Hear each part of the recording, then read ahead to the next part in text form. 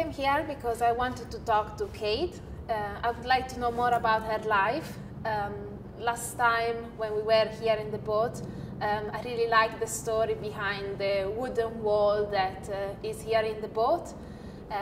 Kate said that she shipped that wood from US to Europe, and she built this inside wall. And so I would like to know more about her life, and I would like maybe to ask if she's got any photographs of her past, and maybe use some of them if it's possible in my project. Hello, Katie, how are you? Hi, I'm very well, thank you. I'd like to know more about your life, and I don't know, maybe we can start if you want to tell me more about your parents' house, if you were born there and how long you've been there. Yes, I was born after they bought the farm where all the wood came from in 1955. And they bought the farm in 1953. And probably the biggest thing I remember about my childhood was my father was older. He was already in his 30s, mid-30s. And he didn't have any boys. All he had was girls. And that's the reason the boat is named Les Sorelles. Okay. Because we're all the sisters. But probably the most exciting thing that I remember is that it was very important to Daddy for us to know about nature.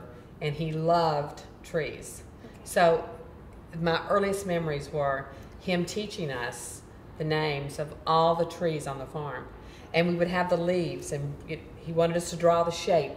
So we knew, and we had it embedded, if it had fruit, if it had nuts, if it had flowers. We knew all these things and about all of the trees. And it wasn't enough to say it was an oak tree. Was it a live oak? Was it a white oak? Was it a water oak? A post oak? A red oak? You know, whatever the different types of pine trees.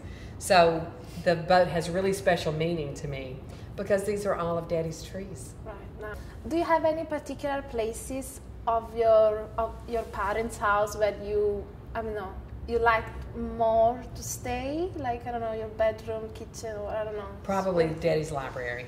Okay. Which is in the center of the house. And it has a big window on the front, and it looks out on the trees. Okay. But it's surrounded with bookcases, and they're made from the red oaks on the place.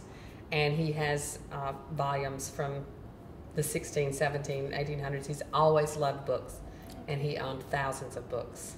Right. So. And maybe I can tell you a little bit about my idea and how I would like to show this story that you bring inside to everyone. Basically, I was interested in these wooden panels, in particular those places where you can see there are some little holes.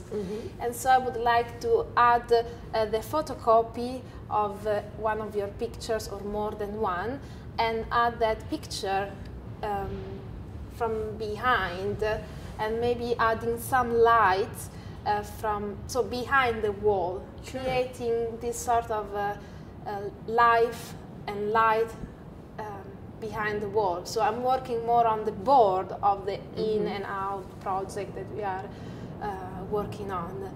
So I would like also to know how exactly this panel has been fixed, and how if I can go from the top or from the back. I don't know. Okay. I think we can arrange that. Okay. The main thing you need to know in this room is that this tree grew natural. So normally in the southern U.S., trees are grown to be harvested and used for housing and such. So if you want to grow a pine tree that can be used for a fence post or a utility post, which is quite big, you have to limb the tree. So he just grows straight up like a pole. Okay. And there's no limbs coming out. Well, this particular tree was in the yard of my daddy's best friend. And he had planted the tree when he was 13, and it came down when he was almost 80 during the storm. So when he planted the tree, his father came around when the tree's small, you use a scissor to cut the little limbs off. And the children could do all of that. So his father came around and wanted to trim the limbs off, and his mother said, "Oh, no. This tree is for shade." Well, a pine tree for shade just means the tree is worthless, because it will get all of the knots everywhere a limb came out. And as you cut the tree, then the knots will fall out and you get the holes in the wall. Oh, wow. So that's what that's about. Everywhere you see a interesting. hole, that's where there was a limb. And even you can see the round spots are where others are that haven't come out yet. Yeah. But as the years go by, more will drop out and we'll have more holes in the wall. Thank you very much. Okay, and thank you. if later you've got some photographs that I might have a look when you were small, young, maybe with your families or near your parents' house, it would be great. That would be good, and I will do that.